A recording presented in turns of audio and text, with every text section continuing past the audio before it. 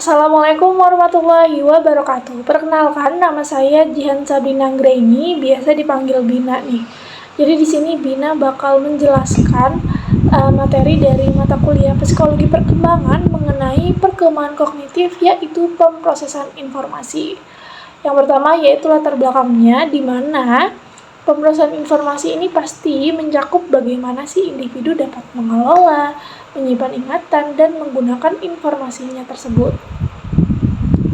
Nah, kita tahu juga ya, pasti setiap orang tuh memiliki reaksi yang berbeda-beda dalam menerima informasi. Karena kan kita tadi membahas tentang pemrosesan informasi, di mana ketika kita mendapatkan informasi tersebut akan ada reaksi yang berbeda nih antara individu lain dengan yang lainnya.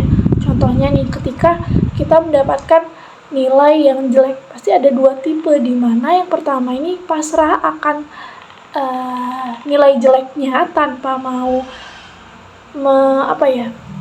mengembangkan skillnya, dan ada juga yang merespon untuk lebih giat belajar lagi sehingga kedepannya ia bisa nih mendapatkan nilai yang lebih bagus lagi. Nah, dengan adanya respon yang berbeda tersebut, kita tuh harus bisa memahami tentang pemrosesan informasi atau pola pikir suatu klien. Ketika kita sudah memahami tentang pola pikir tersebut, kita tuh sebagai mahasiswa BKI ataupun konselor, tugas kita meluruskan pola pikir yang salah tersebut. Nah, tapi kan kita harus tahu juga ya bagaimana sih untuk bisa memahaminya. Jadi ada 4 kunci konsep dari materi ini. Yang pertama ada perhatian, kedua memori, ketiga kecepatan pemrosesan, yang keempat ada strategis kognitif. Yang pertama perhatian, yaitu kemampuan individu untuk fokus terhadap suatu informasi tertentu dan mengabaikan gangguan lainnya. Jadi perhatian yaitu kemampuan individu untuk fokus ya terhadap suatu informasi tersebut. Misalnya nih contohnya, ketika kita belajar, pasti kita akan fokus dan memperhatikan guru tersebut mengajar tanpa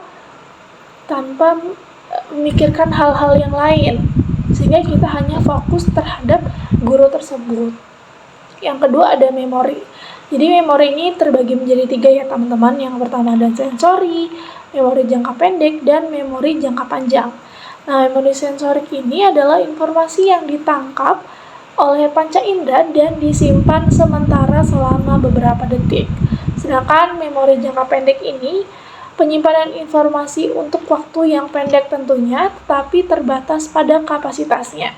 Menurut Bina sendiri, memori jangka panjang ini terjadi ketika kita tidak terlalu interest dengan suatu hal. Contohnya nih, ketika kita beli gitu ya ke tukang pentol. Nah, itu ada juga tuh orang yang beli juga. Nah, pasti kita kalau misalnya sudah beli terus kita pulang, pasti kita nggak inget kan siapa mukanya tuh gimana atau dia pakai baju apa, karena kita nggak tertarik dengan dia gitu. Sedangkan memori jangka panjang ini menyimpan informasi dalam waktu yang lebih lama dan kapasitas tidak terbatas. Nah, memori jangka panjang ini ketika kita interest nih terhadap pembahasan ataupun pembicaraan tersebut. Contohnya nih, ketika kita gibah gitu ya, kan pasti para kaum hawa gitu ya, pasti adalah gibah-gibah. Nah, kita pasti tertarik dengan pembicaraan tersebut, sehingga kita tuh ingat apa sih yang tadi teman kita bicarain gitu. Dan yang ketiga yaitu kecepatan pemrosesan, kemampuan untuk memproses informasi secara cepat dan efisien. Kecepatan ini berkembang seiring usia dan pengalaman pastinya. Jadi memang setiap orang kan juga memiliki kecepatan pemrosesan informasi tersebut, dan pastinya ini diiringi oleh usia dan juga pengalaman.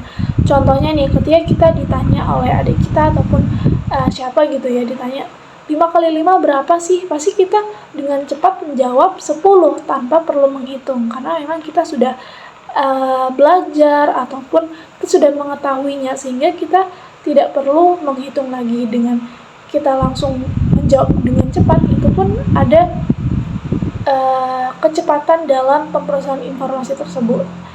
Dan yang keempat ada strategis kognitif, di mana strategis kognitif ini adalah cara individu mengelola informasi. Pasti setiap individu memiliki cara tersendiri ya dalam mengelola suatu informasi. Mungkin ketika dia mendapat informasi, dia harus cross check dulu nih dengan yang lainnya, dengan para ahli atau gimana gitu, harus melihat informasi yang terpercaya.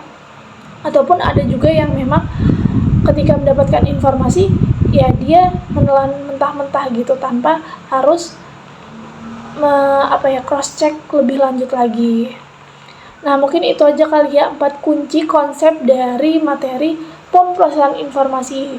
Di sini kita juga tahu bahwa peran kita sebagai konselor ataupun mahasiswa BK ini penting banget untuk mempelajari pemrosesan informasi, karena dengan adanya pemrosesan informasi kita tahu bahwa reaksi orang tuh pasti berbeda-beda, dan tugas kita untuk meluruskan pola pikir yang salah tersebut.